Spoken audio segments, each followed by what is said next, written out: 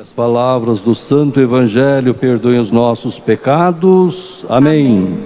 E aumente a nossa fé. Assim seja. Meus irmãos e irmãs, hoje é quarta-feira de cinzas. Hoje é dia de abstinência de carne e dia de jejum. Não está mandando comer bacalhau, não mandando comer nada não, viu? Só diz que é dia de abstinência de carne. É um dia que a gente reserva, não é? Como um sacrifício, e aquilo que se gastaria se faz, não é? Entrega aos pobres. O jejum e a abstinência é nesse sentido.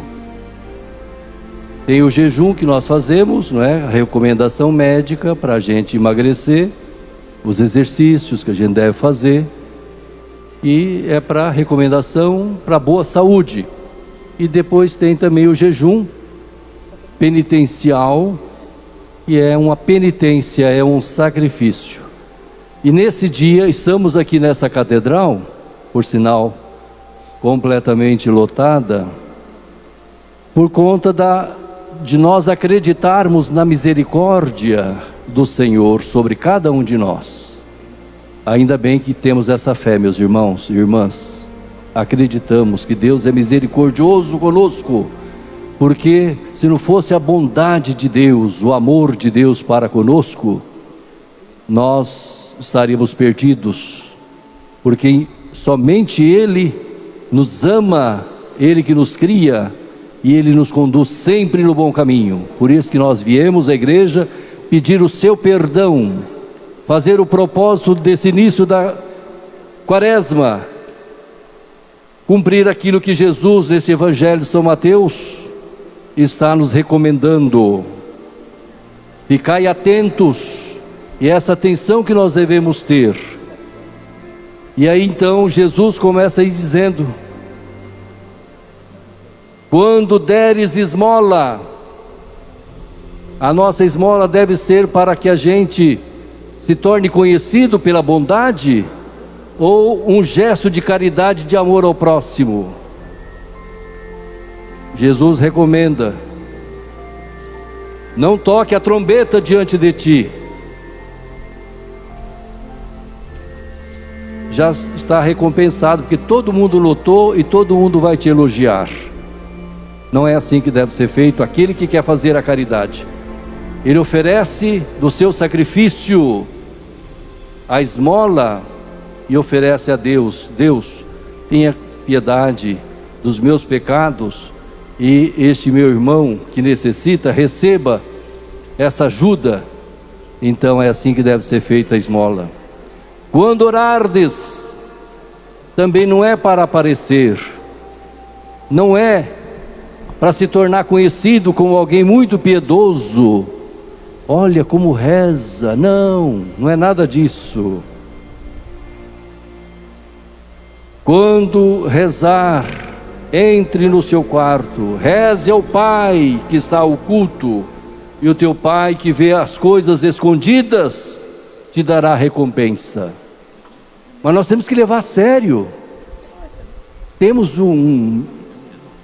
uma falta de virtude interior, que se chama orgulho, vaidade, que impulsiona a gente a dizer: olha, rezei bastante, dei muita esmola, fiz muita caridade, ajudei todo mundo.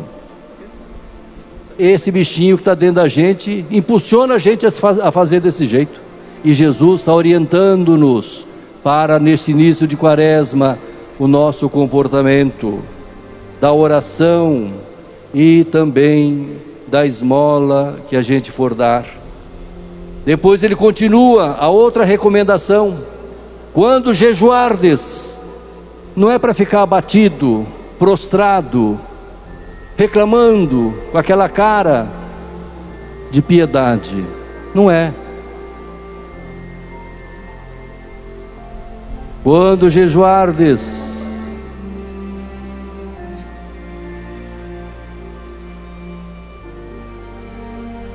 lava a cabeça, perfuma o rosto, lava o rosto, perfuma a cabeça, fique alegre,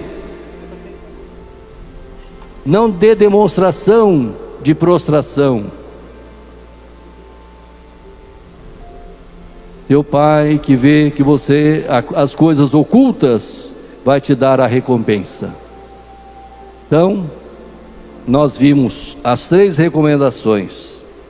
A primeira, quando a gente for dar esmola, como é que deve ser? Depois, quando a gente rezar, como é que a gente deve fazer? E depois, quando a gente jejuar, como é que devemos fazer? E nós, como acreditamos na bondade e na misericórdia de Deus, porque nós cantamos: misericórdia ao Senhor, pois pecamos muito, pecamos por vaidade, por orgulho, pecamos porque não perdoamos o irmão, falamos muito mal do próximo, temos inveja, muita inveja e mentira. Gente, nós não devemos ser da mentira. Vocês sabem que o pai da mentira quem é? É o inimigo, é o mal, é o encardido, como dizia o Padre Léo. Ele que é o pai da mentira. E a gente não pode ser dominado pela mentira. E quantas mentiras a gente diz? Quanto orgulho, quanta vaidade, quanta prepotência. Nós queremos ser, não somos nada. Nós estamos vendo aí irmãos se matando, guerra que não tem sentido, por conta de uma cabeça de alguém que imagina que é poderoso. Não se submete a Deus não, hein? Não pensem que tem fé em Deus, que acredita, porque não acredita coisa nenhuma. Acredita no poder, na força, nas armas. Então, com isso, domina outra nação. E nós também, na nossa proporção, meus irmãos, por isso nós devemos pedir muito a Deus perdão nesse tempo. Quantas vezes nós também pensamos na nossa pequenez, né? No nosso domínio, coisas terríveis, de eliminar o próximo, de matar o próximo, de não conversar, de não perdoar, de falar mal, caluniar.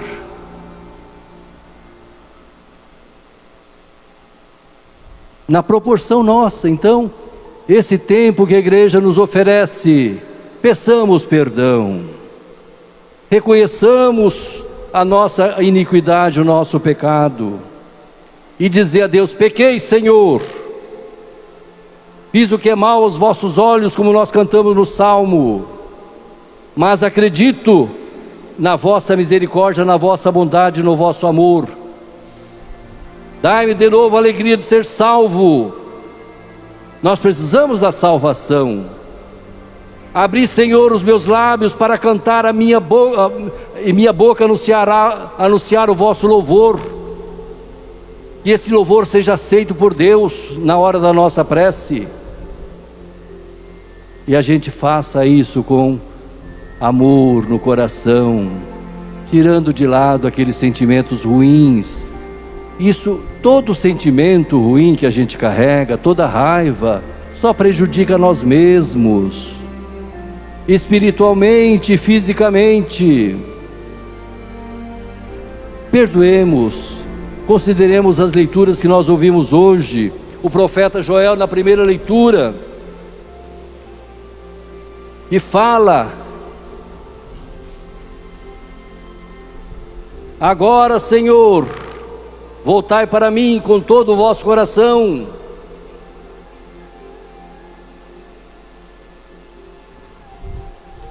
Cheio de misericórdia, perdoando-me, não me castigando. E a alegria de sermos perdoados, se a gente tiver confiança.